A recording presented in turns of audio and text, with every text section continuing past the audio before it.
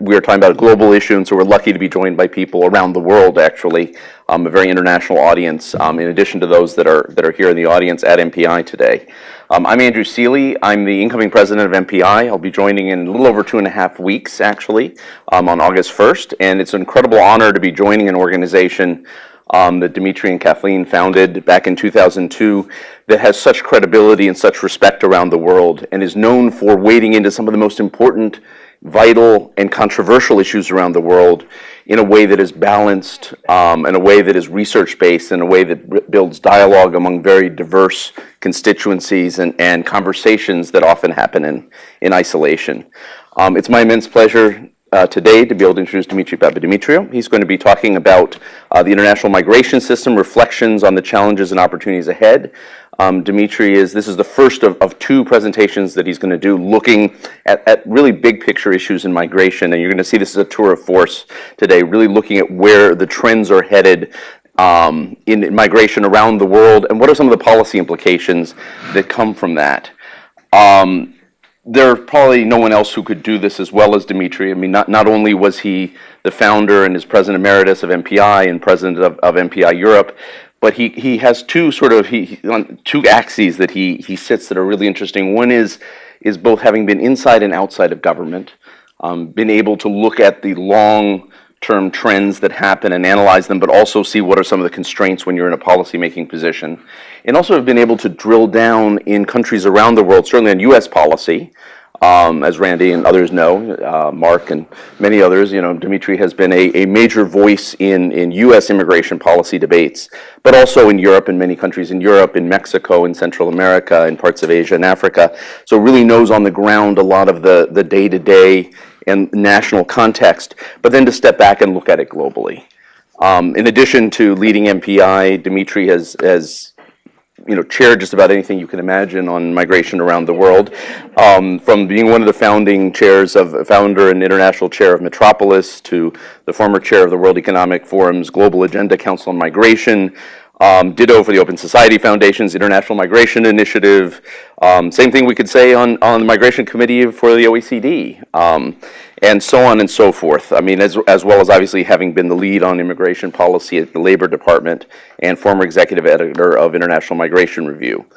For those that are joining us today, good to see Michael Fix, the president of MPI, there as well. You can tweet questions to @migrationpolicy. Yes, you can tweet for those that are, those that like to tweet at us, please.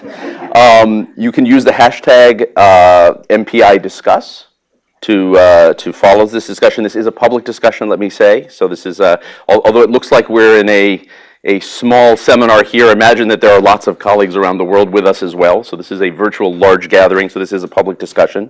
And you are free to actually tweet about it. Put it on your Facebook page. You can even take a picture and put it on Instagram if you want. Picture of Dimitri, for example. Or you can email events@migrationpolicy.org. And we will, when we get to Dimitri is going to give a presentation here and really lay out some of the major trends in migration and some of the policy responses that we should be thinking about. He and I are then going to talk about this for a little bit, and then there'll be an opportunity for all of you, but also for those of you who are in the virtual audience to join in that conversation. So without further ado, it's my immense pleasure to introduce Dr. Papademetriou.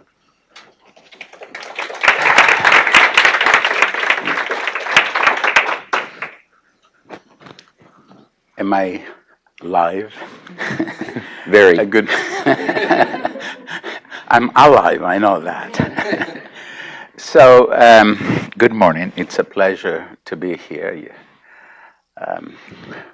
You have seen me, and I have participated in hundreds of these events at this institution. It's good to be together here with the current and the incoming president.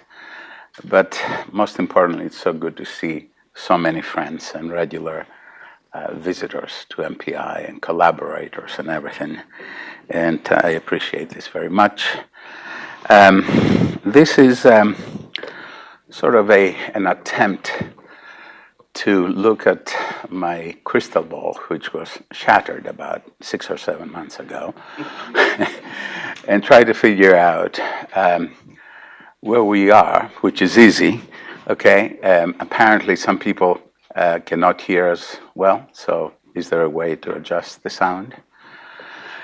And is this better? Okay. And try to figure out where we're going. What are the critical challenges of the system and where the opportunities lie? It's important to emphasize what it is that Andrew said. This is addressed at a global audience. Many of the things that I will say, you will say, well, you know, what does that have to do with us in the United States? And in a sense, it may not have much to do directly with us in the United States, but just in case you thought that we have a system, and the Canadians have a system, and the Europeans have a system, and everybody's doing their own thing, to a certain degree, that is true. In reality, everybody, I'll use the word infects, but you know, let's say everyone learns from everybody else. For the longest time when I was doing work internationally, I always wanted to say, and this has nothing to do with what we do in the United States, but now there are regular dialogues that take place all the time between us and the Europeans, between us and the other English-speaking countries. Regular dialogues, once, twice, 3 times a year, often at the ministerial level. So there is an exchange of knowledge that, after it is modified, adapted, tends to find its way to another country. And this is extremely important to understand. This is no longer an insular issue. This isn't just the US way of doing things. And as we all know, Mr. Trump has said that he's attracted to some of the things, let's say, that Canada and Australia and New Zealand. Every time I say Canada, assume that it is Canada and Australia and New Zealand, and assume that most of the innovation starts 10 years before in New Zealand, because it's a tiny country. It tends to come up with very experimental kind of policies. Very. Such as, come to New Zealand, find a job, and then we'll set you up. We'll give you a more permanent visa. And then the Australians pick it up, they institutionalize it, they constantly change it. Canada is sort of watching all of this, and then it comes in and comes up with a perfect system. Okay? Very smart of you. Okay. Oh, so this is what I'll be doing. These are the 6 parts of my presentation. I will skip over some of this. I'll go quickly because Michelle said she's refusing. Michelle Mittelstadt, our Director of Communications and Public Affairs, says she's not serving lunch to you guys. Okay, so we're going to try to be a little better at this. And this is a nice thematic. It's not particularly meaningless to anyone, but what you need to see in order to realize how much international migration has grown is look at the strands. In the early to mid-90s, there were very thin strands coming from Southeast Asia and different parts of Asia, primarily to the United States. By the time that it was 2010, you see those strands are very thick. And it's not just the United States that is the one that is receiving, you know, people from those parts of the world. In the United States, we call it North America because Canada, our brothers in Canada, we're including them in that. So what you see over there is an awful lot of people who are going from the same parts of the world to both Europe and North America. Some numbers here, I'll go quickly over them. The UN Population Division, they have their own definitions and all that. They said in 2015 there are probably 244 million people who meet the definition of having been out of their country for at least a year. It's not a particularly relevant definition. It doesn't include everyone. This is about stock, permanent immigrants, etc., etc. And typically, most permanent immigration goes to wealthy countries. About 60% of the people go to wealthy countries. This is a significant expansion, both of the number and also the number of people, the proportion of people who go to rich countries over the past 30 years. 30 years ago, if you just look at the OECD countries, let alone all of the other wealthier countries, you would have found that only about 6 or 7% of the population of the OECD countries was foreign-born. Today, it's closer to 12%.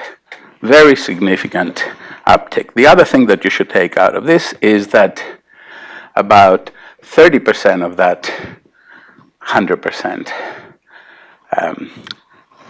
go to high-income countries come from other high-income countries.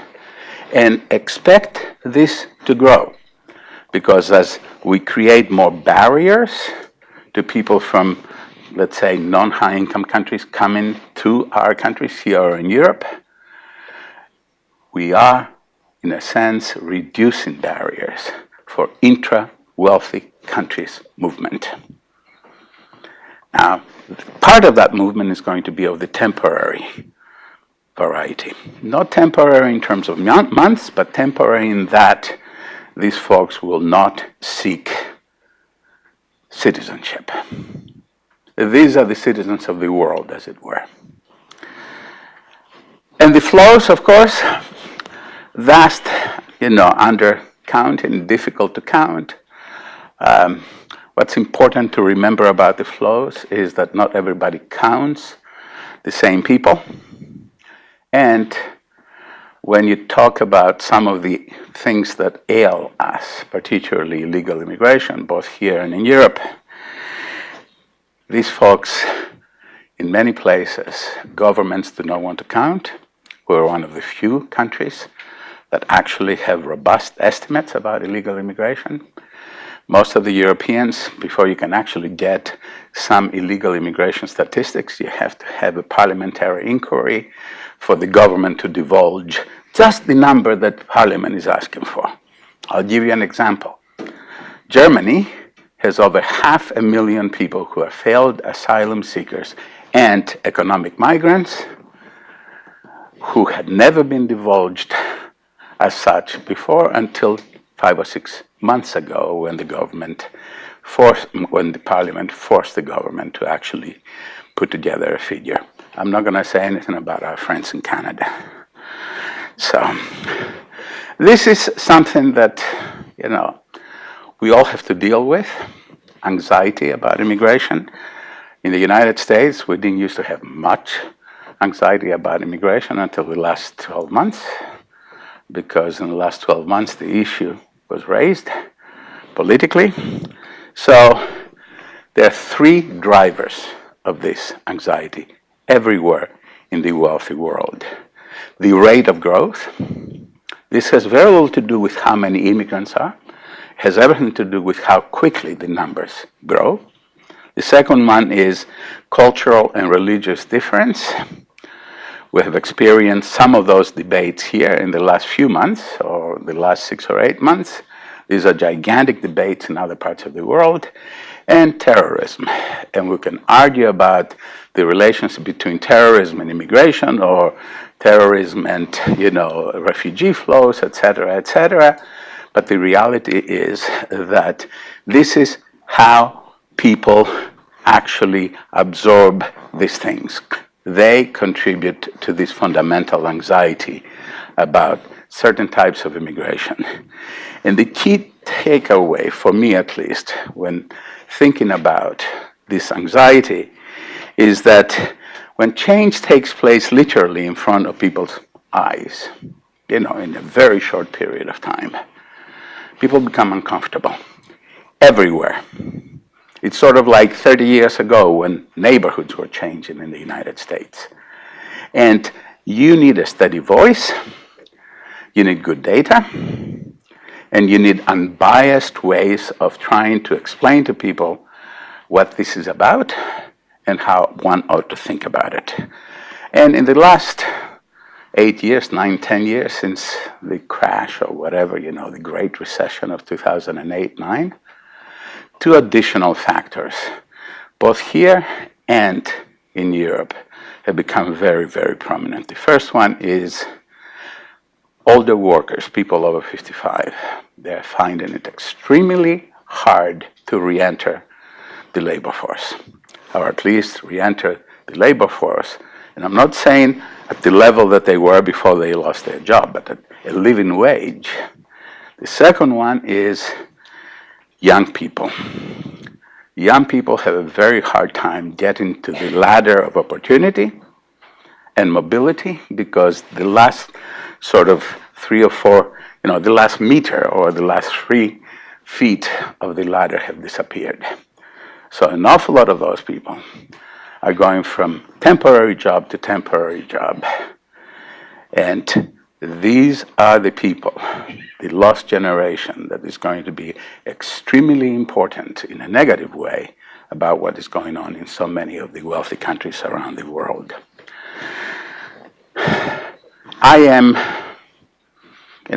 I think about systems and governance. There are other people who think about other things, rights, etc., etc. And I see 4 major governance challenges that we all ought to be thinking about much harder than we do. Here are the 4. Immigrant integration. I know that we have created all sorts of narratives in this country that somehow we're magicians. Let me assure you that we're not magicians, but I don't want to have a conversation or an argument about all of those. Okay? We're not anywhere near magicians. We are the most multicultural of societies. We believe that something magical happens if you let people alone. We have a philanthropic sector that does invest an amazing amount of money in helping organizations assist newcomers. And that is a unique gift that the United States has. We have amazing nonprofit organizations and advocacy organizations that do the hard work in helping people adapt and adjust to the United States and to the community of which they are parts. All of those things are important, but when you talk with your friends, please don't say how great we're doing with regard to integration. The second one, we in the United States have a habit, an unexamined habit, that basically think that immigration somehow has to be a free good. They just come here, let them find their own way. It's their problem, not mine. They don't have benefits for so many years, and we're going to even make it more difficult for people. We're not going to invest in them. The opposite is happening in Europe, where the idea is that you're going to keep investing in them and some magic will happen. Well, if you step back from all that and you look at what things look like on the ground, you realize that we haven't got it right and they haven't got it right. There are always significant segments of the population in each country, not the same nationalities in each country, that really are not doing well enough for us to be able to reap benefits. The third one is we talk about, not much, not in the United States. I don't think the United States, at least at the governmental level, thinks hard enough, if much at all, about what are really the objectives of the countries from which the places from which immigrants come. In the United States, immigration is still a sovereign-based, unilateral set of decisions, period. In other parts of the world, there is harder thinking of that, but no one has a particularly good solution to this. Finally, there are 2 things that at different times bedevil the system. The first one is illegal immigration. It has certainly muddied the policy and the political waters in this country for decades. And it is doing so now in Europe also. And the irresponsible growth of immigration. I am not going to discuss this a lot. There is a responsible way of having high immigration. Canada and Australia have it, and New Zealand have it. Good integration policies, constant ongoing conversations with your population. This way you explain to them that this is why you're doing what you're doing, and these are the reasons for which you're doing this. Investments, this way people can come, in a sense, online as quickly as possible. And a decision at the end of the day that these are going to be open-ended, heavy immigration countries. And interestingly enough, neither Canada nor Australia or New Zealand, despite very high immigrant density, Canada in the low 20s, Australia in the high 20s, it's a very, very large proportions of the population, and they don't have a sustainable, not identifiable, there is an identifiable reaction to immigration in every country, but not a sustainable reaction to immigration where you create political parties that are anti-immigration, etc., etc. Unlike, of course, in Europe, where the proportions are much smaller, but anti-immigration and anti-immigrant to a certain degree animus is always there, and it's particularly heavy nowadays. So these are the integration, the first of these governance challenges. I'm not going to go over them in detail. These are, I'll simply get to demographic issues. There is a sense, and there's always an argument among demographers as to how much we really can do about demography. Is it destiny? Is it something that we can really look at and take advantage of? And how do we avoid some of the most difficult issues that demography raises? And here is a bunch of, I guess you can see it very well there. What I've done in these and next 3 or 4 slides, I've given you a sense of where different parts of the world are in terms of total fertility rates. And you see the definition of TFR, classic definition, which basically says that you look at the total fertility rate, the number of children that a woman will bear throughout her reproductive period, and you can estimate those, periodically, and you end up with these kinds of figures there. And this is primarily for the very wealthy countries. Here's where Asia is. Asia bifurcates.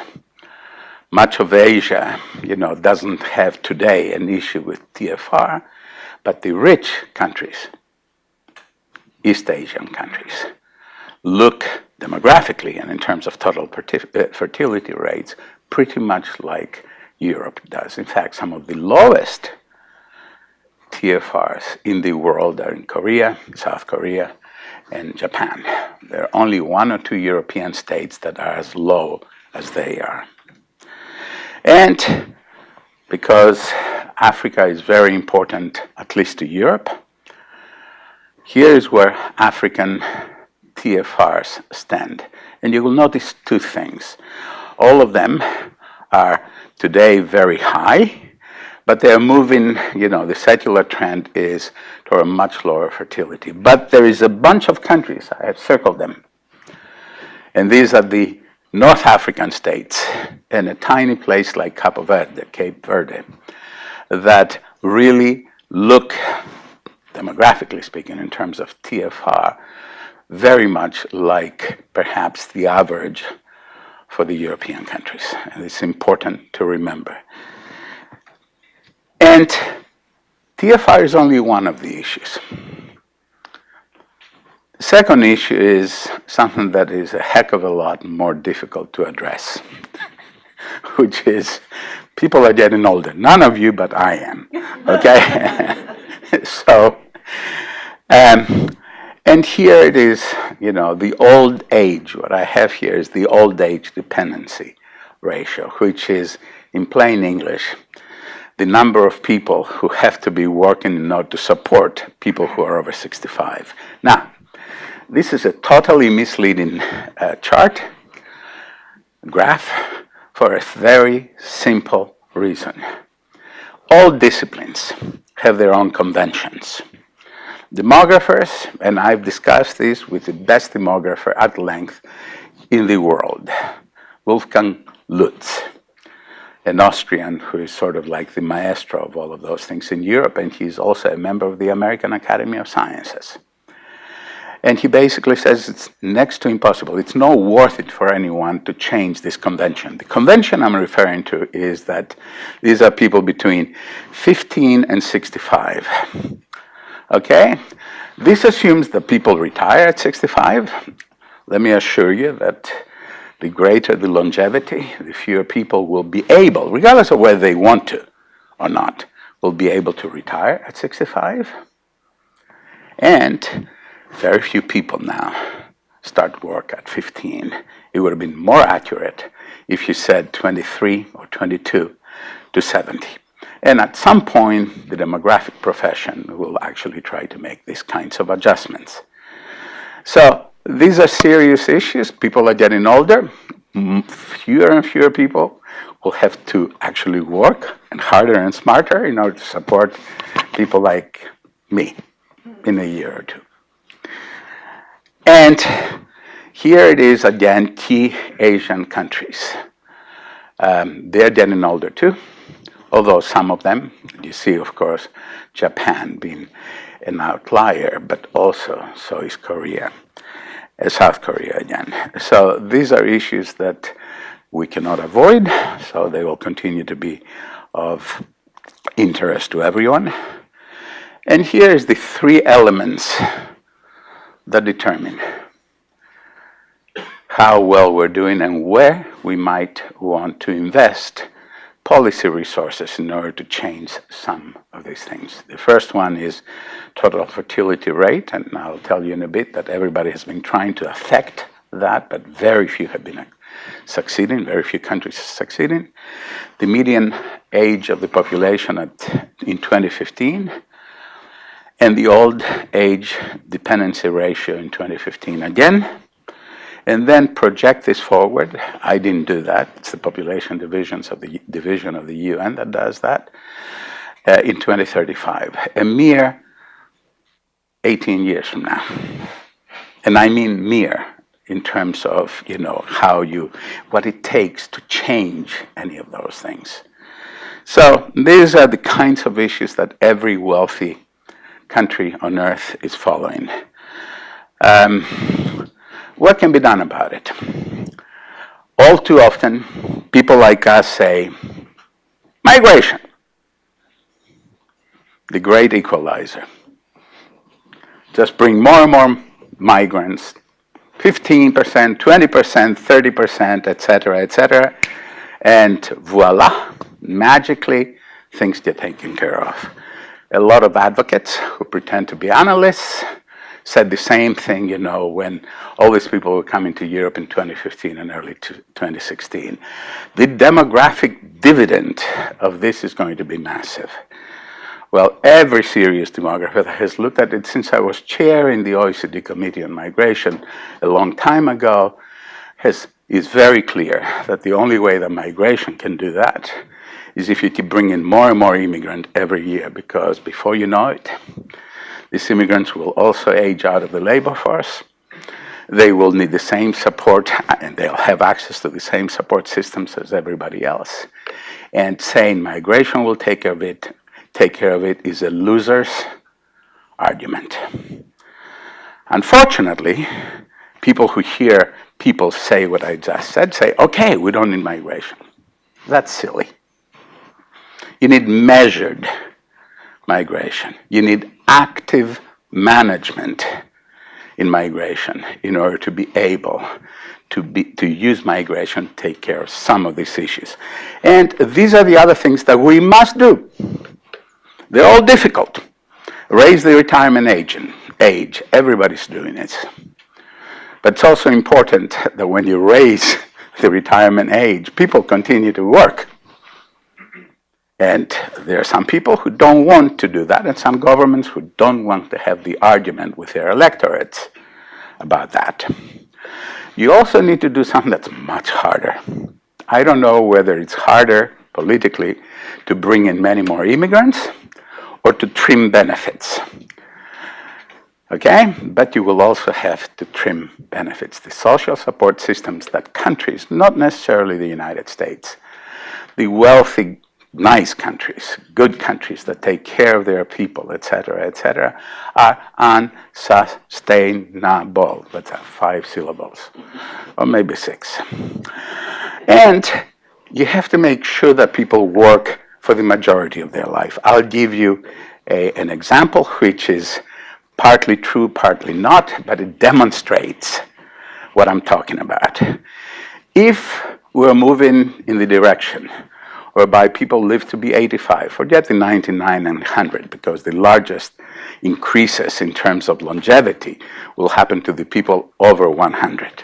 And suppose that we find ways to do away or to at least protect ourselves against dementia, etc. The average, and I won't say Italian, because there may be Italians here, so I'll say Greek, but please read Italian.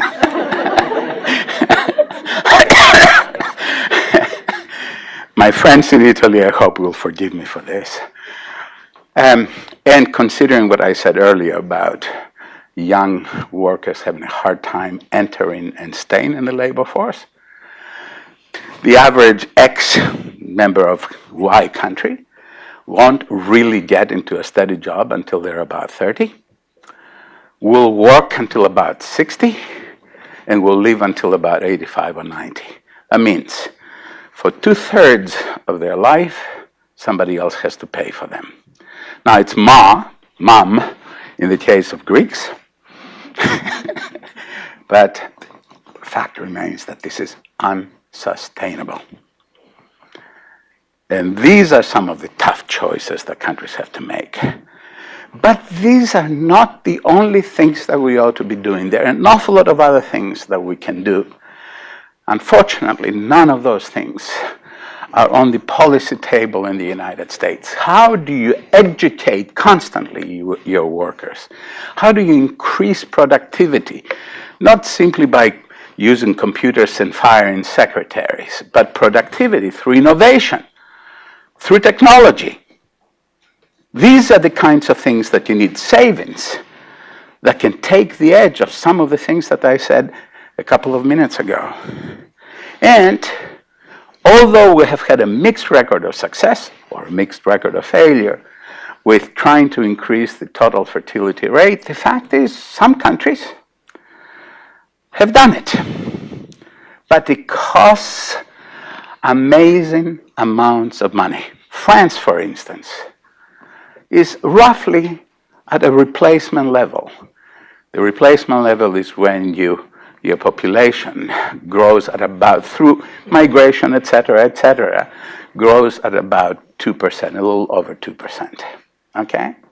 Some countries have done that. The Nordics do this.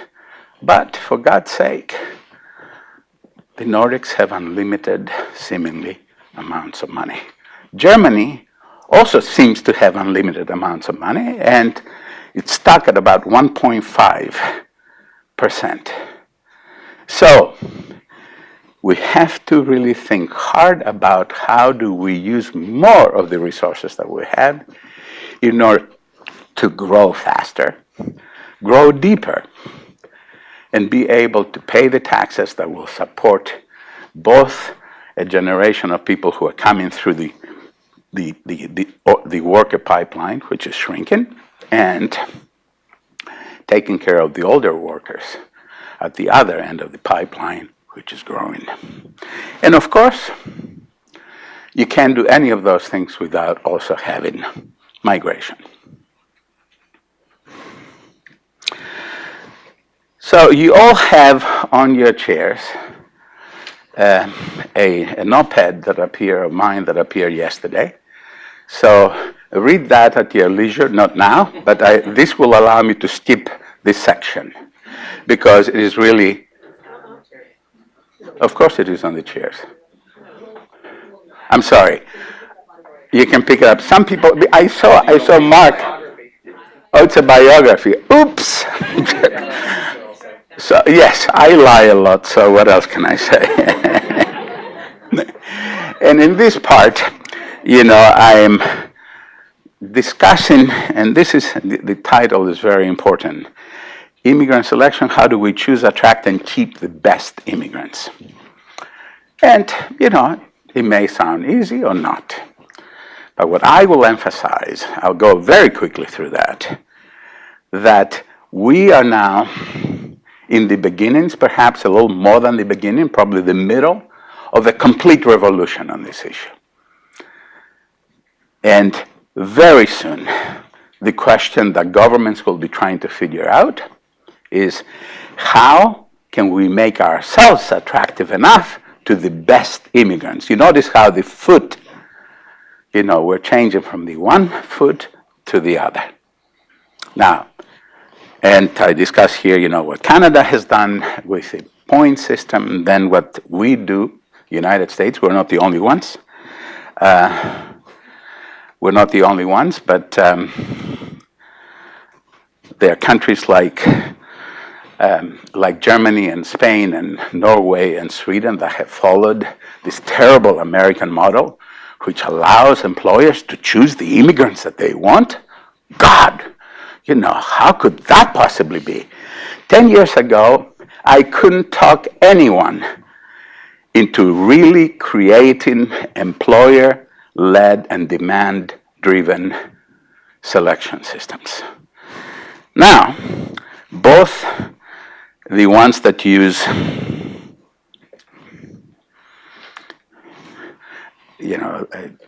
Michelle and company have done some funky things with this, so they appear a paragraph at the time, as if I can actually see or read what these paragraphs are.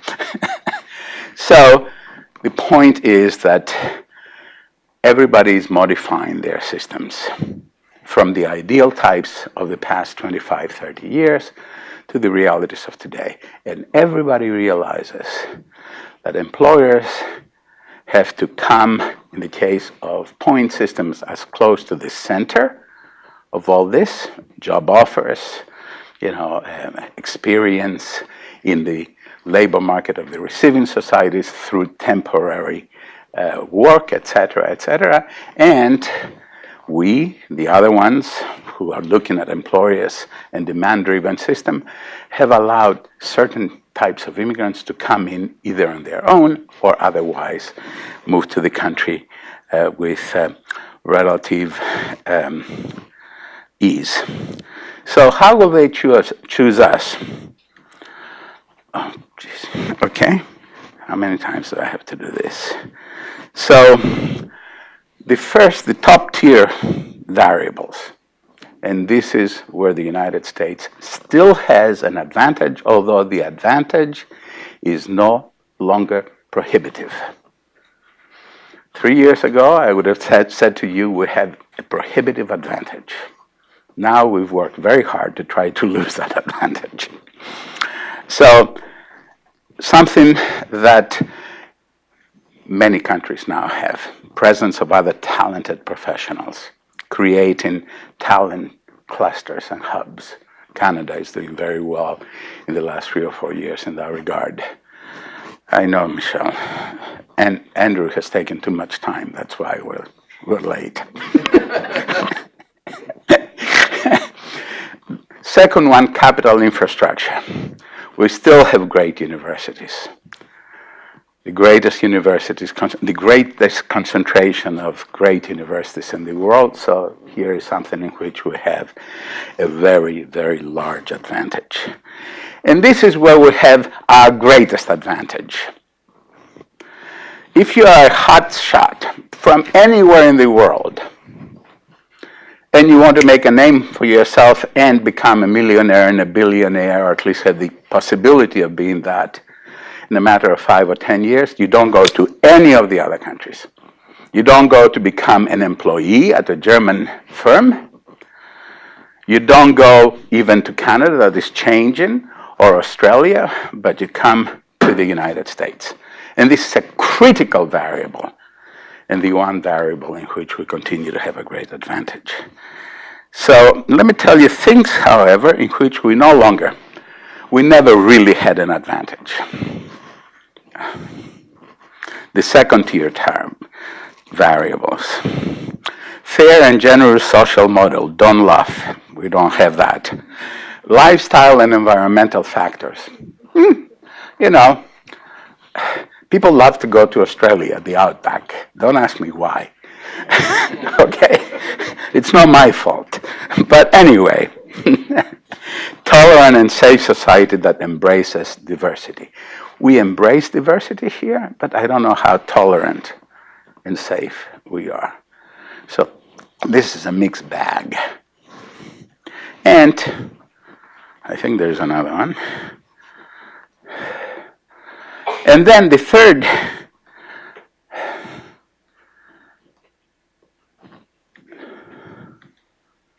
okay, it's the immigration package. You would think that this would be an exclusive advantage for us. There are other countries that are doing this better. Canada is one of them, Australia. You can get to full citizenship with fewer requirements, although Canada has been adding requirements faster and much more predictably than you can get citizenship in the United States. And in this last bullet, opportunities for family members, it all depends on the visa category, whether you're in one of those bridging and transitional visas like H-1B, where your family doesn't get anything. But increasingly, there are other countries that have gotten the point and are really creating better immigration packages than the United States has today, if you look across the entire immigration continuum. I'm not gonna, you all know what you need to do. You know, you need to really invest in education. You got to have your social and cultural institutions work together with the government to create constant ongoing opportunities. You need to develop a training system that trains workers throughout their lifetime. You have to have industry cooperate with government and with social institutions in order to produce amazing workers. The result is the German middle and small enterprises, the most competitive firms in the history of the world. We aren't going to get there, but we can do a hell of a lot better than we're doing today. And conclusions, we're not going to change fertility that fast. You will always have skill and locational mismatches. This is something that people in this country in particular don't even get. I don't care how high the unemployment is in New York and how low the unemployment is in Texas. You're not going to get 50% of the unemployed New Yorkers to move to Texas to take jobs. That's the locational mismatch. It's as simple as that. And skills mismatches, we have for the past 20 years, we have lived in a world in which small differences, small to the outside, to the naked eye, small differences in someone's education and training can make vast differences in the contributions that that person can make in the ability of a country, of a firm to do some of the magic that they need to do in order to not only come up with great products, but also be first to market. There is no solution to this thing of being first to market. You can have much better technology that follows you. You're still going to capture the majority of the market, the global market, for an extended period of time. It doesn't mean that you won't be able to get knocked out if you don't do anything about it, but these are the kinds of things that firms need to understand. They understand it much better than I do, but that's what immigration needs to contribute to, together with education and amazing training. Everybody's arguing about water shortfalls, okay? We need workers for this, we need workers for that, whether it is Texas roofers or, whatever agricultural work. All of this is true. Some of it is exaggerated, most of it perhaps is exaggerated, because in the United States you have to exaggerate things in order to capture people's attention. But underlying all that are fundamental truths. There is no such thing as self-sufficiency in any part of the labor market. You need to do all the things that we've discussed, and you will also need help from the outside. But if I were a policymaker that actually had to make policy, not just, having to implement the law or have an argument with Congress, trying to, fellow Congress members trying to come up with something that will sort of pass muster through compromise, et cetera, the most difficult thing in the next decade will be that you have to make judgments about what you need at the same time that job destruction accelerates. That, my friends, is the most difficult thing, because you can no longer keep things constant and then try to calculate how many more people you need. That thing may have worked for the last 25 or 30 years, not all the time, but it won't work any longer.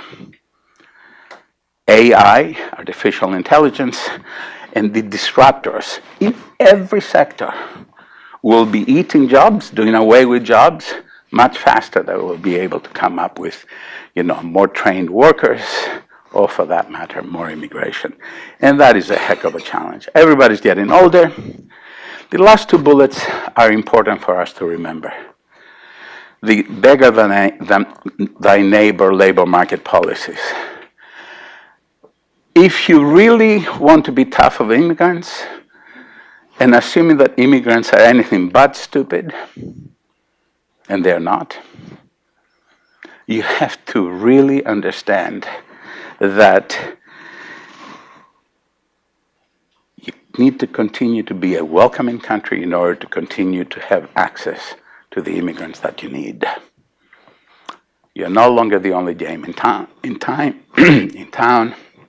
and you need to make certain that the idea of, let's say, the United States or of Canada or whatever it is an idea that is a welcoming idea, rather than trying to put native workers or workers who are already in the country against the people who will be coming in.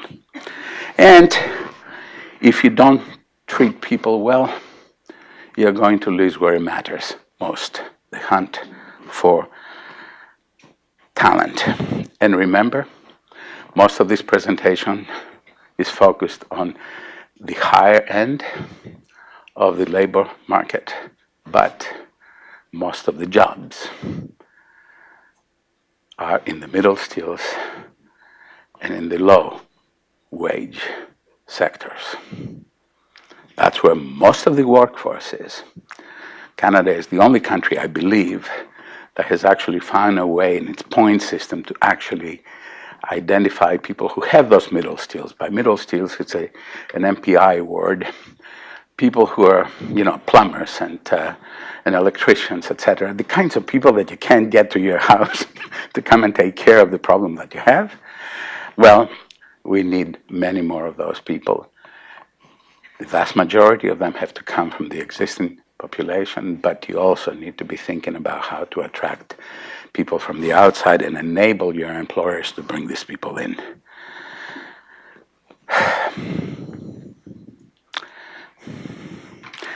This middle bullet here is who will come out ahead in the next decade. And you will see this in that op-ed that you will pick up on your way out. We're here in the midst of a big argument that exists in many different countries. On the one side, you have the anti-immigration activists. Doesn't mean that they hate immigrants. They want lower numbers of immigrants. And some of them may hate immigrants. That's fine. You know, people can do whatever it is. You know, we're not going to get into their heads.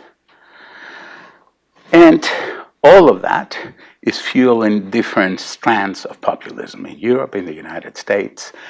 Mostly populism of the right, but also populism of the political left, the extreme left. On the other hand, you have the advocacy community in the United States, which is extremely well organized, which is awfully smart.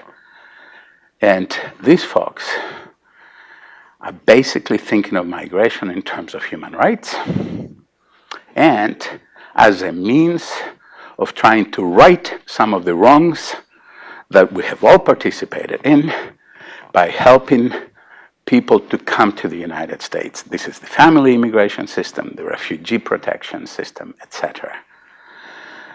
I have no idea who's going to come up ahead, either in this country or other countries. But we are settling in the potential, at least, for a battle royale on this particular issue. Thank you.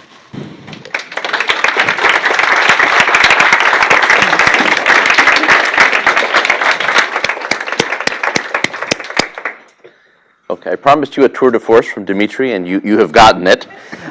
We're going to take a few minutes to touch on a couple questions. We're going to keep it a little briefer, I think, and we want to get to questions that all of you have. For those of you in the room, it's going to be really easy. You raise your hand. It's easy mechanical gesture. For those that are outside the room, however, you can tweet us at Migration Policy, or you can send us an email to events@migrationpolicy.org, and we will also try and get to your questions. But before we do that, Dimitri, let me pick up on something that you started talking about, but I think is one of the interesting policy ideas that comes from this talk, and that is the notion of, I mean, right now the point system is in vogue many places. Everyone has some buzz behind it. But what you're telling us is that maybe that was yesterday's news, that maybe we need to be thinking of other ways that are more demand-driven and more market-driven than traditional ways that are managed by government, and that there may be easier ways to do it. So talk to us about that a little bit. So I think that the point selection system has done well by the countries that really have been willing to constantly adapt it. Again, in migration, you have to be curious, and you have to actually be willing and capable of changing it. The Canadians have done a superb job through longitudinal studies that follow different cohorts of immigrants coming with different skills. This way, every few years, they say, you know what? Younger people, not people in their 20s, but people in 30 to 45 or 50, you know, have a much greater opportunity to succeed, because it's not only about helping the economy, but also succeeding, integration. I mean, what people don't get is that the point system at its very core has good integration outcomes.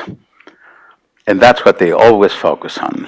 So let's give less points or more points to a qualification or a criterion that seems to have better labor market outcomes than the other ones. So they go into the formula and they change the number of points, or they drop a requirement and later on they may add something else. Everybody has now sort of focused on education in your country, hence the popularity, the sexiness of students.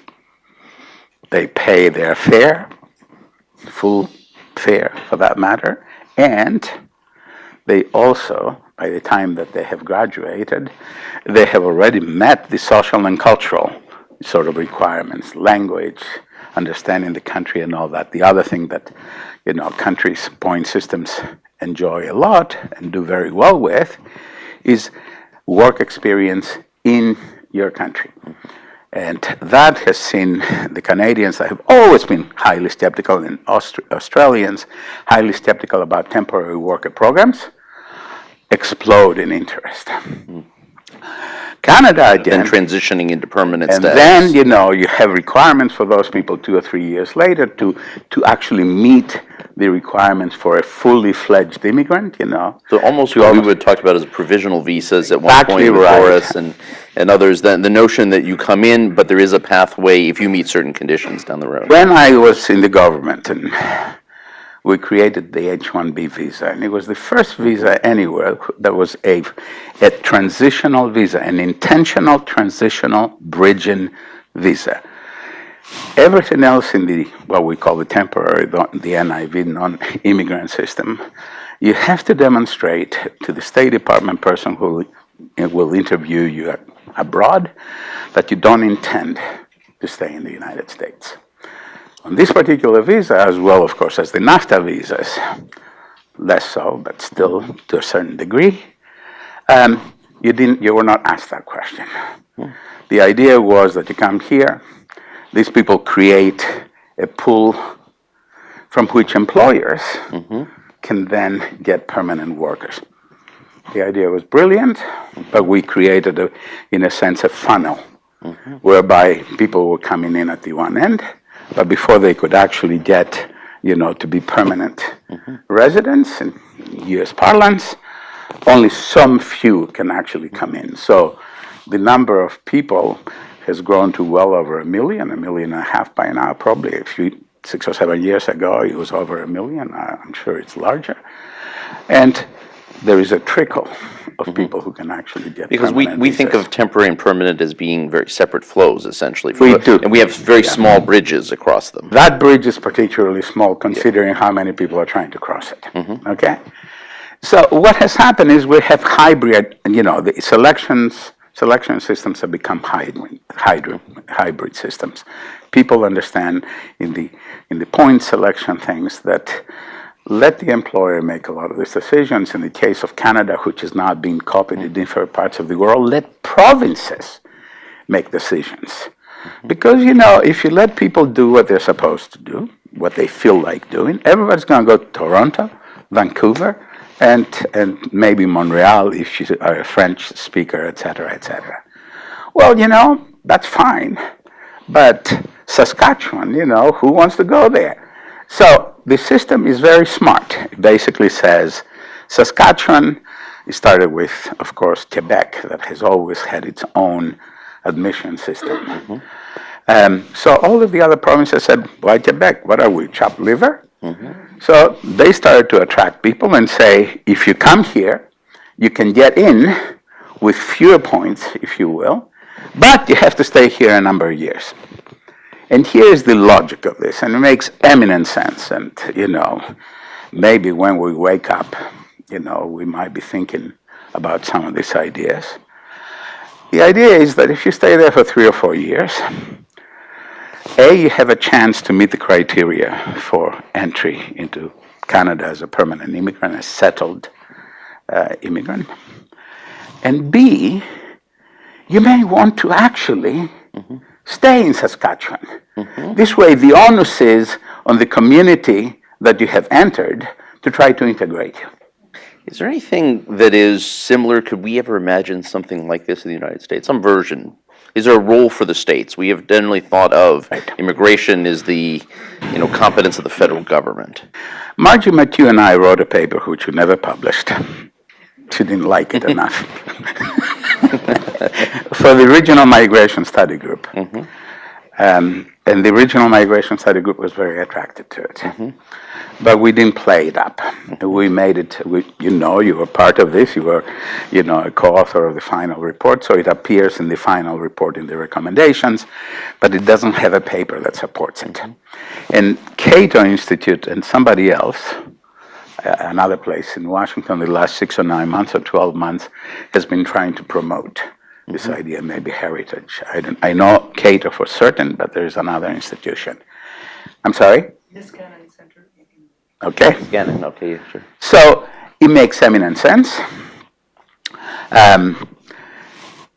It basically says to the community that needs people and needs whatever skills that they want, that don't come back to me 3 years from now and say I need another 30,000 or 1,000. Make every effort to help these people succeed in your community so the vast majority of them will actually stay there. Make it succeed. And there are so many means that you can use to actually, sort of persuade them, and at the same time, have, some, you don't want to become too, too hard on this, too harsh on this, but there are incentives and counter-incentives that can actually help this. Canada has done this now for 16, 18 years, late 90s. Am I right? Yep. Okay. Late 90s, they do it, in the Atlantic provinces, places that are not, very popular, okay? Heavy winters, out of the way, etc., etc. Australia has picked it up, tentatively. New Zealand, if you look at what they're doing, you could think of it as a variant of this. Certainly in Europe, there are people who, because I've been trying to sell that idea, the eastern provinces, the states, the Länder of Germany, are have become depopulated. So this is one way of having people go there. So these are all the kinds of things that smart, activist, curious governments that think that migration is extremely important for their future, in demographic terms, in economic terms, etc., are really thinking about this. Everybody will have to tinker with it, tweak it. You can't just take the system from country X and say it will fit, in country Y. This is an essential rule of comparative work, that you have to first indigenize the idea, you have to adapt it, and then you have to test it. If it works, you're going to have more of these things happening. If it doesn't, you will stay with a few countries that have actually already instituted it. I mean, here are a number of ideas. I mean, we're talking about demand-driven solutions, we're talking about federalism, we're talking about bridges between temporary and permanent, migration, thinking how those interact. I mean, as we think in this country, sort of towards the next round, these are a set of ideas, that are refreshing. Yeah, and let me give you one more simple thing. Some countries, including us, have reduced the entire point selection system into a single variable. Let me give you a perfect example. In the United States, EB1, this is the only category for exceptional outstanding. I don't know what the exact word is any longer, but again, I was in the government when we did that. Basically, if you can demonstrate that you're a hotshot, I used to call them prospective Einsteins at that time, you basically come in. Okay, the only thing you have to demonstrate is that you're a hotshot in the arts, in the culture, in humanities, in whatever. So you could say that we reduce the entire system into one attribute. In some European countries, if you paid the person who is coming, a certain high amount of salary, you say, you're in. On the assumption that nobody wants to pay somebody twice what they're worth, simply because they want to bring them in. Okay? Yeah, some people will do it. You want to bring your brother, whatever it is. But the fact remains that you can actually reduce the point system to just 2 things or 3 things or what have you. The great experiment that Canada is now involved with is something that, it's called an expression of interest, or a means through which everybody in the world can apply because they think they could qualify. Okay? There are all sorts of filters that try to filter out people who wouldn't qualify under any circumstances, recognition of diplomas, etc., and that creates a pool of potentially eligible people. And then the government goes in, okay, and it says, yeah, you're 30,000 of you, but only about 2,500 or so are likely to meet the requirements. And then employers come in and provinces come in, okay, and take the ones that they have already nominated. And Canada says to the rest, and here is your pool of workers. Just go ahead and bring them in, hire them. So all of these are variations to which, in my mind, are moving in the direction of everyone realizing that you have to be more flexible, smarter, and use all sorts of different ways of trying to get to what it is that you want to get to. And the notion that making immigration simpler also means simpler, transparent, is a key part of this as well, Yes, right? indeed. I mean, in terms of attracting talent. Let's open it up to the audience here, because I'm mindful of the time and that there are lots of people with great expertise in their own right. And we will start with you right there. If you give your name and identify yourself, that would be wonderful. Thanks. And wait for the microphone because we do have a virtual audience. So.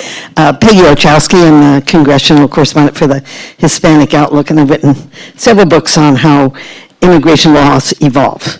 And you started off by saying, we're talking about world citizens versus citizens, and I think that's the heart of all this conflict, the idea of the global citizen who has the right to go anywhere and is competed for, and the conflict with the sovereign nation state who has a duty in a way to protect their own workers and their own people for the big opportunities, the big jobs.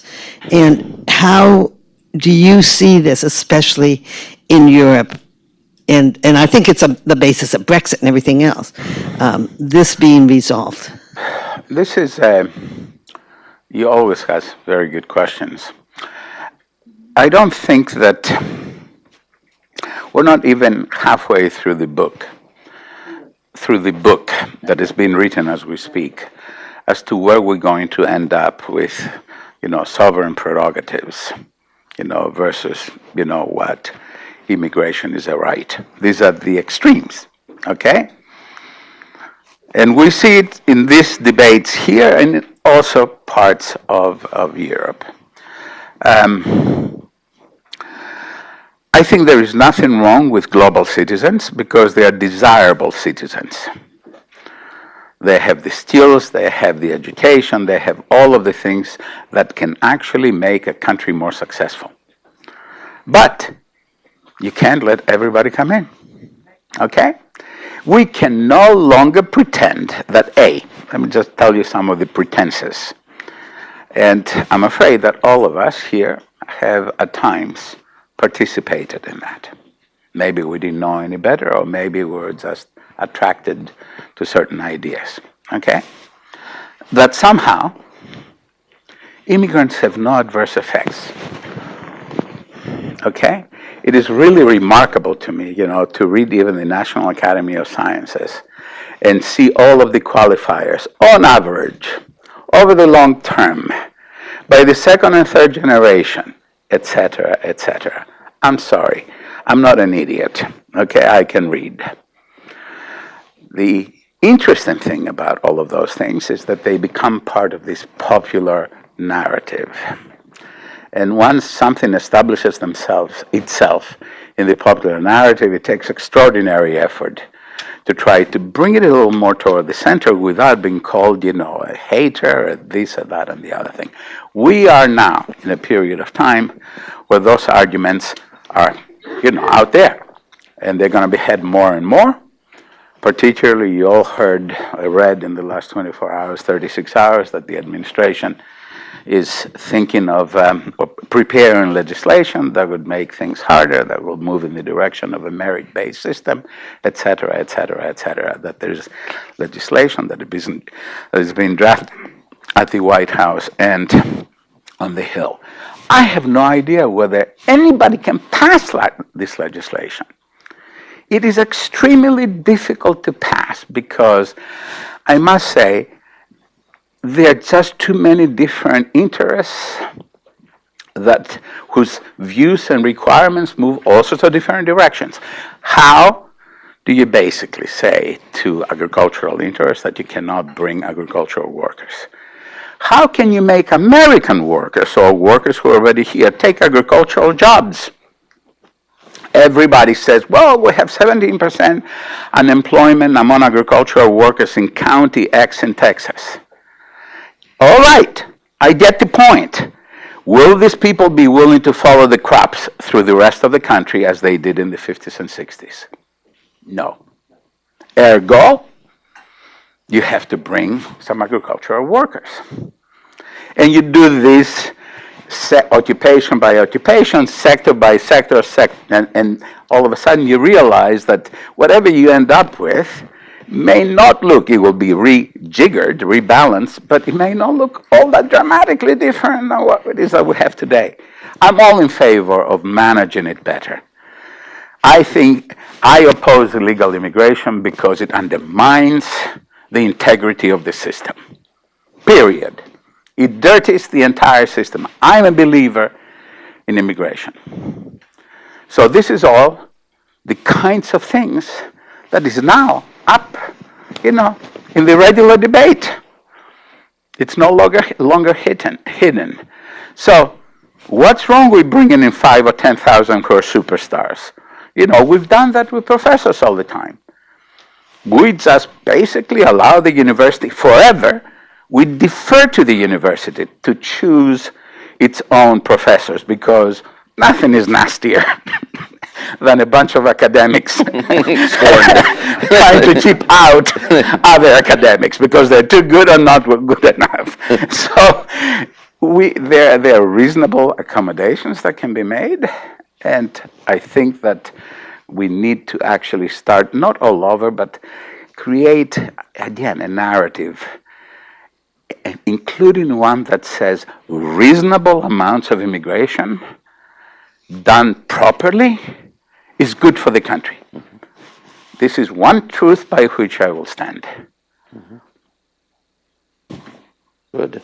Let's take a question before we go back to the room. Let's take a question from Twitter.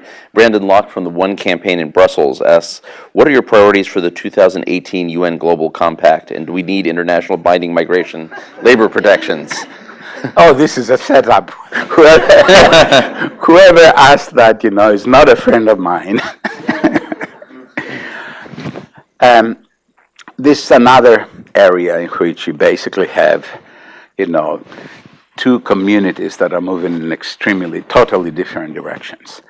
One community believes that indeed all these compacts, et cetera, and giving, sort of forcing member states to do certain things and distributing whatever it is, whether it's refugees or whatever, is in the best interest of humanity.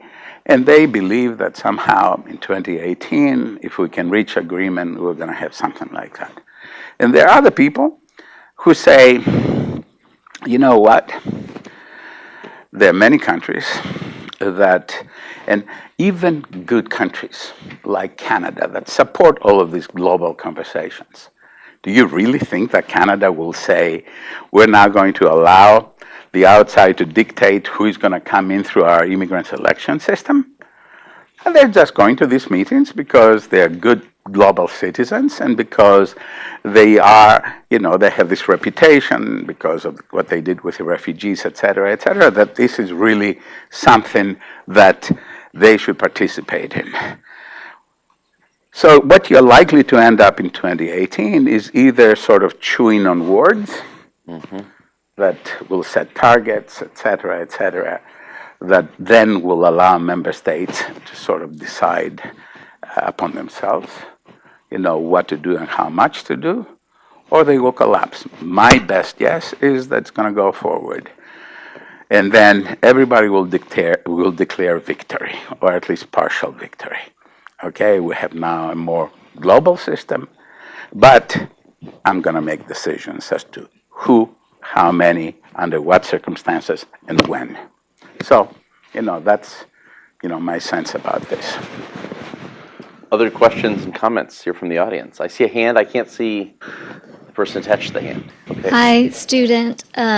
A question for you is, do you think the increase of rate of immigration, which you say is a major factor in sort of the fear and anxiety, can that shift voting and election? Can we predict future voting patterns because of it? And does that support sort of the populism narrative that you were talking about? That's another extremely smart question. There's certainly a threshold, a point, beyond which a government that wants to be reelected, that is not going to adopt, an anti-immigration or a highly skeptical immigration stance. I'll give you an example. Again, I go back to Canada simply because I've worked with Canada for 40 years now, 35 years. And I've been part of these conversations over these 35 years. Canada reached a point in the late 1990s where it became obvious that the immigrant community had become essentially a veto group when it came to what one can do with regard to immigration. I'll give you a second example. In the last government, which lasted for 8 years, I don't remember how many, after the first election, during the second election, one of the ministers or prospective ministers sent me a document that basically said, and we're going to restrict immigration, that's how we're going to do it. And I wrote a couple of pages saying, this and that, but I also said, that the Rubicon may have already been crossed. Okay? That part of the electoral, campaign disappeared forever. So Canada is not going to somehow turn in any significant way away from what it is that it does now. Ditto for Australia, etc., etc. But we shouldn't confuse well-organized systems like these countries with Luxembourg, for instance.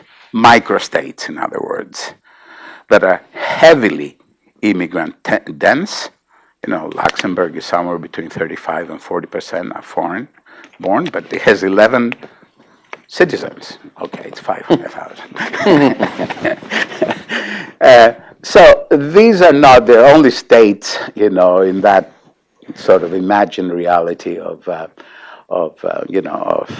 Europe, and they are participants, of course, in the European Union.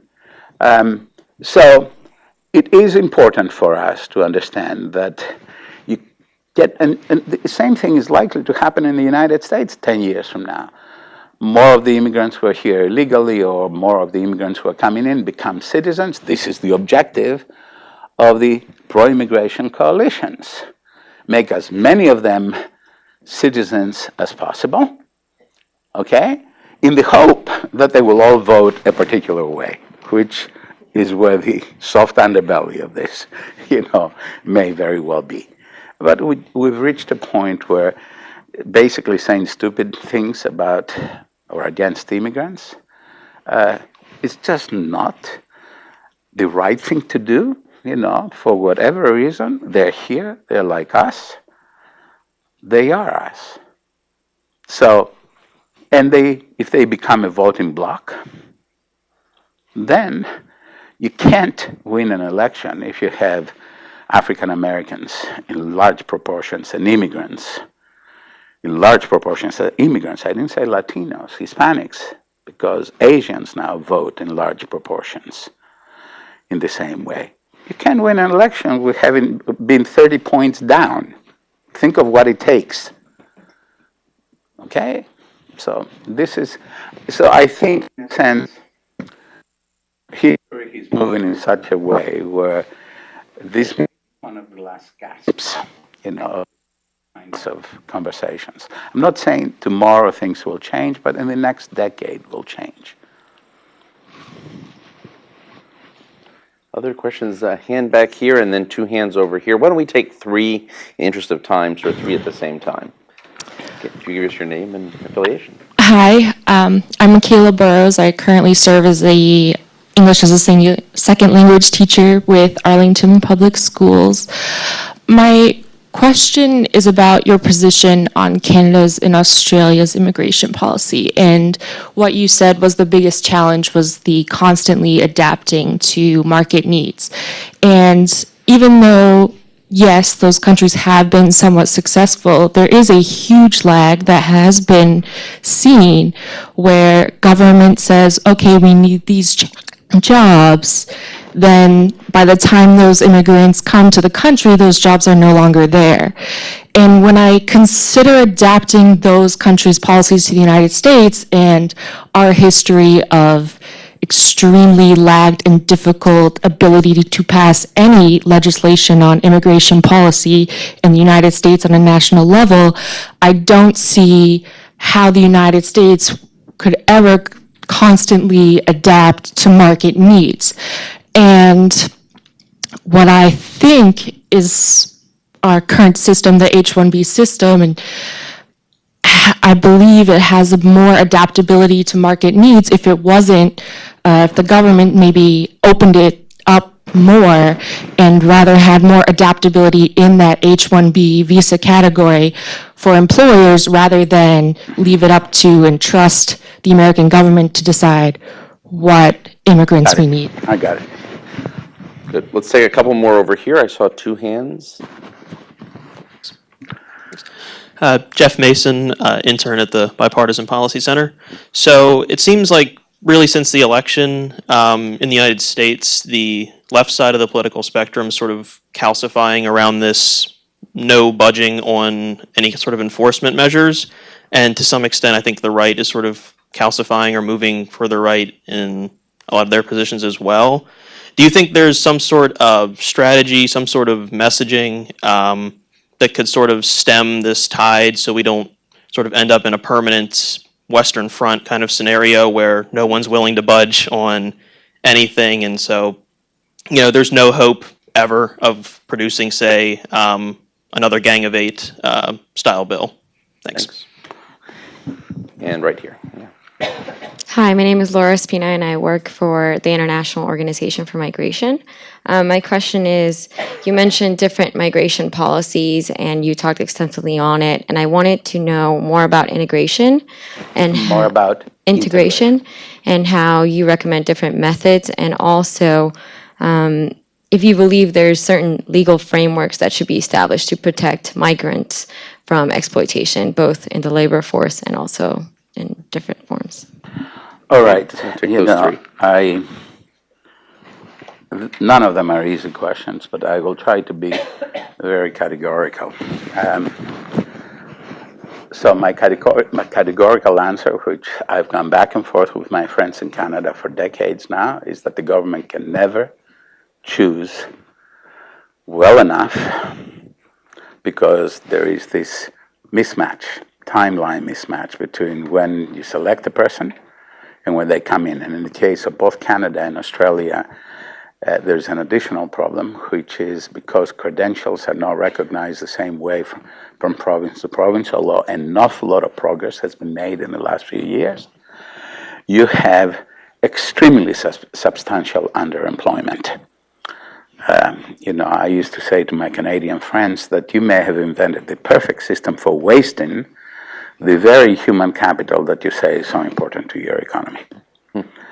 And many of the responses that Canada has introduced in the last couple of years and what Australia has done have been intended to be, you know, very responsive to this particular criticism. And you may also know that in the past month or so, I'm of a certain age, so I cannot tell you if it was a week ago or a month ago, Canada introduced, you know, a real fast track where people in, you know, certain cheap areas can come in within 2 weeks. You know, something that it's possible in the United States if you pay the extra fee, et cetera, in the H-1 system, H-1B system, but nonetheless, it's recognition on the part of the government that you have to be quicker, okay? So, the best way to not waste human capital is to basically have the people who have the jobs and a global network, okay? This way they know how to choose people, regardless of whether they're in India or in Greece, to hire those people and bring them in as quickly as possible. And by that, I mean in weeks and months rather than 6 months or 2 years. That is the cat's meow in this. Canada, however, is trying to demonstrate something else, now that you're forcing me to go deeper into Canada. It is part of a bargain that the Canadians have with their people. It basically says, despite of what other people may think, and those, you know, Anglos to our south, that's us. may think. We can assure you that we're in charge of who comes in and the circumstances under which they come in. And we're building a country, where immigration can always be shown to have an advantage, even though the data, has questioned that for the first 10 years or so. So, in the United States, their criticism is that by having employers bringing immigrants to fill jobs, if that job disappears, and since we don't have the flexibility within the H-1B system to actually allow people to change jobs on their own, they have to find a new employer who has to petition for this and all, the kinds of things that a 3-year-old understands are important, but we're not even 3 years. I'm getting down 3 years old. So I'm getting to your question, sir, from the Bipartisan Policy Institute.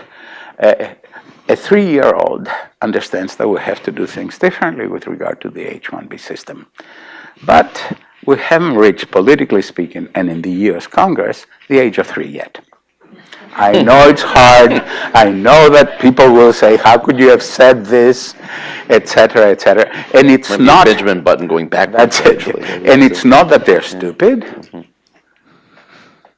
It is because certain things now, it's not just immigration, have been left unattended for so long that these iterative small steps of fixing things no longer work. So if you really think that, the Democrats will get this and that, put it on the table, and you Republicans put this on the table, and we come up with something, by the time it's amended to death, and considering that's going to last 28 to 35 years, we still are going to be behind the 8 ball. So that's the answer to your question. On the last question, you speak like so many friends of mine in the advocacy community. Exploitation. I don't know what exploitation is. If it is violating people's rights, paying them below the minimum wage or whatever the wage that is required, taking their passports away, being a Gulf state, I'm all in favor or against any exploitation. If you're saying that exploitation is that people come in to take jobs in low-wage occupations, that's life. That's the bargain. We have to understand that the United States in particular has or still holds to the same bargain that we had 20 and 30 and 50 years ago, which is this is what's on offer. You come in, and these are the circumstances. Our problem has become that we aren't changing the way that we ought to be changing for anyone. Our wages, our minimum wage is still completely unacceptable for both immigrants and foreigners. And Americans.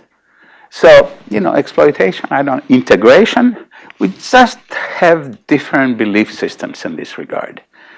We have some of the same pathologies in Europe that we have here. Here we hide them. In Europe, they shine the light on them. Language competence, lousy.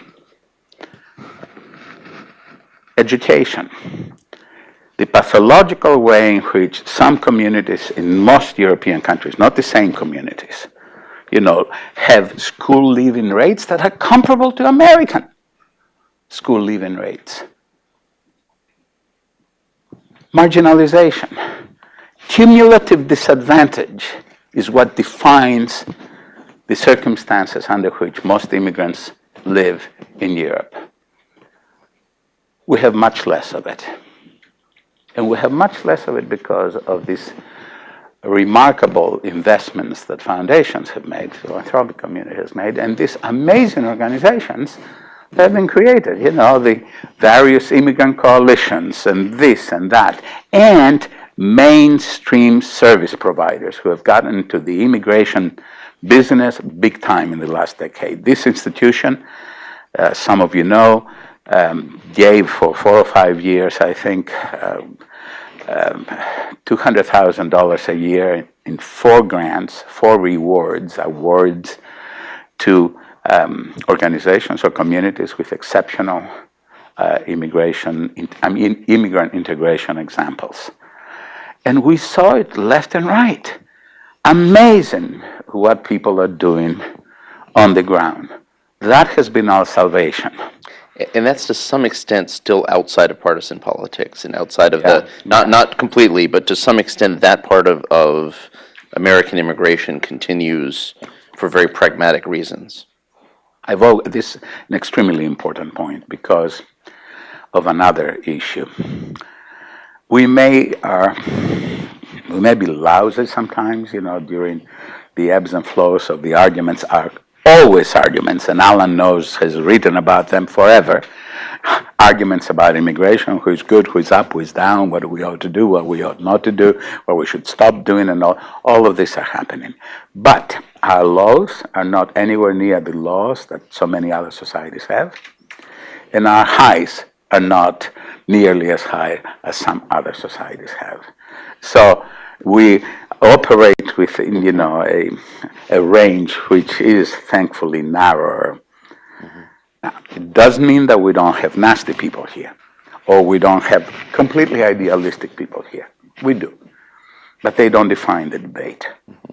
They exist within political parties. They don't define who we are and how we're going to do things on immigration.